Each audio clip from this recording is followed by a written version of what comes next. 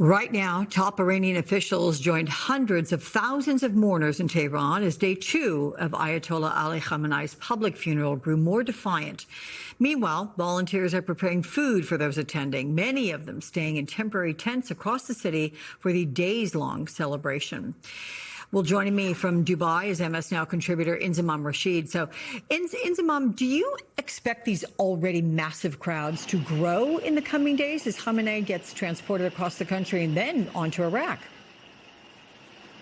Well, it's been remarkable already, I think, Alex, given the sheer amount of people who've come out to mourn, but also, I think, celebrate, but also show their anger given the death of the supreme leader and, of course, this war which has been taking place over the last 4 months now. So the logistics are that today was a day of prayers as Ali Khamenei was lying in state. Tomorrow the procession begins. It will pass through some very religious towns and cities in Iran. It will also go through some towns and cities in Iraq as well before Ali Khamenei is laid to rest and buried in his hometown of Mashhad. So I think it's interesting to see the sheer number of people come, but also the level of delegations that we've seen from around the world as well, including Saudi Arabia, the Prime Minister of Pakistan attending as well, Qatar sending a delegation there to offer their condolences too. Reports on the ground are suggesting, however,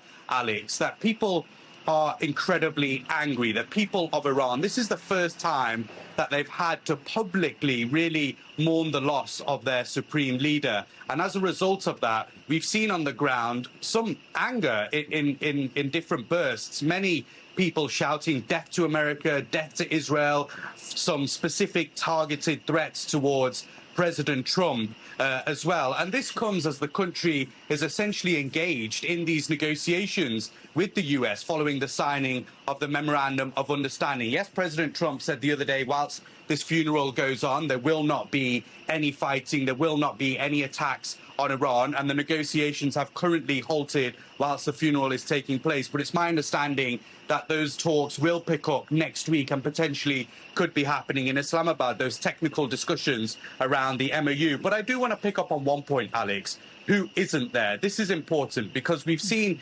3 of the 4 sons of Ali Khamenei turn up to pay their respects, to pray in front of their father's coffin. But the current supreme leader, Ayatollah Mujtaba Khamenei, has not been seen. Now, Iran has specifically said that he's not there because of security reasons. They believe that they've got credible intel that Israel would target him if he was to be seen.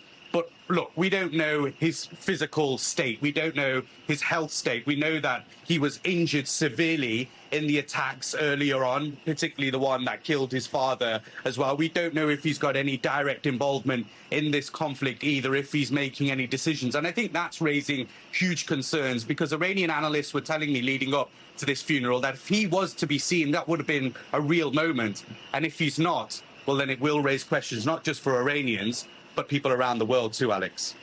Yeah, well said. Inzamam Rashid, thank you so much for that. And joining me now, we have co-host of the Global Power Shifts podcast and CEO of Helmet to Heels, Suzanne Kiampour. So, Suzanne, I'm glad to have you here. And to the point that Inzamam was making there, with 3 of the late leader's sons appearing publicly, but his successor, the 4th son, nowhere to be seen. What do you make of his absence? And more broadly, by having Iranian officials out in public during these ceremonies, is Iran trying to project an air of confidence now, showing that this regime is not intimidated despite Khamenei's death and the ongoing threats by President Trump? That and the fact that they have the world's media, they're covering it on the ground. And, you know, we've talked about this before on your show. The Iranian regime is very well versed in using the foreign media for its propaganda purposes. I mean, we need to remember that this man that people are mourning is also responsible for tens of thousands, the deaths of tens of thousands of people.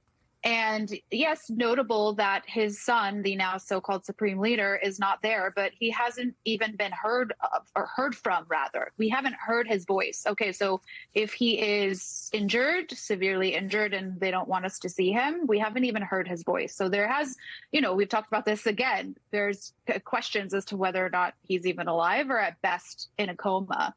Now, what I have found interesting in my reporting is I've been speaking to sources inside Tehran, and I spoke to a man who I've been in touch with for some time, about a decade, has kind of wobbled between supporting the regime and then being very anti-regime. Last year was upset at Trump for not, quote unquote, finishing the job during the 12-day war in June.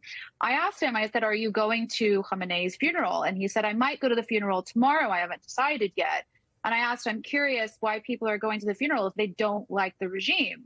And he said, I can't speak for others, but for me, everything changed when Trump killed kids in Manab and said that his goal was to end Iranian civilization. He made it clear that we are not human to him. That's interesting. What about the scale of these crowds, the chance for revenge? Does it suggest the war has rallied to the point you just made, actually, even greater support for the regime potentially? Or is there an extent to which the show of unity is genuine versus the result of just pressure from the Iranian government, which, of course, punishes dissent? Yes, exactly. I mean, I think it's a mix of all of that. This conversation with this source of mine did continue, and I challenged him on this. And he said, I stand with whoever saves my people, not any government or person. When I saw Trump and Israel want to kill us, I'm with anyone who protects us.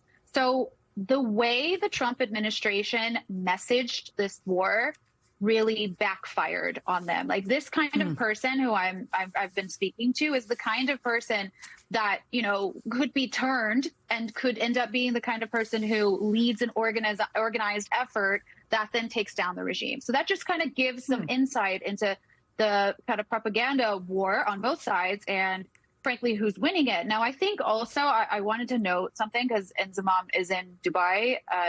The Emiratis did not send a delegation. The Saudis did send a delegation, but they sent kind of a junior delegation. So the Gulf states diplomatically are throwing shade. So yes, it looks like there is support, but it is not. I mean, there are 90 million Iranians. Like, that's not 90 million Iranians at the street mourning this guy. Let me ask you, with the week of mourning, some expect it to create sort of a natural pause in the back and forth hostilities between the U.S. and Iran. What do you expect, especially as Khamenei then gets transferred across Iran and then goes into Iraq this week? Yeah, I mean, in terms of the diplomatic negotiations, they haven't really been going anywhere. There's kind of dark jokes among Iran analysts that this MOU has more holes than Swiss cheese. So I don't really see much movement. And I also am very skeptical that the money that they've the U.S. has so-called promised to release is actually going to happen. If it does, it would be quite shocking, because Trump was quite annoyed at Obama for release billions of dollars to the Iranian regime. Yeah, point well taken. All right, Suzanne Kiampour, thank you so much for joining us.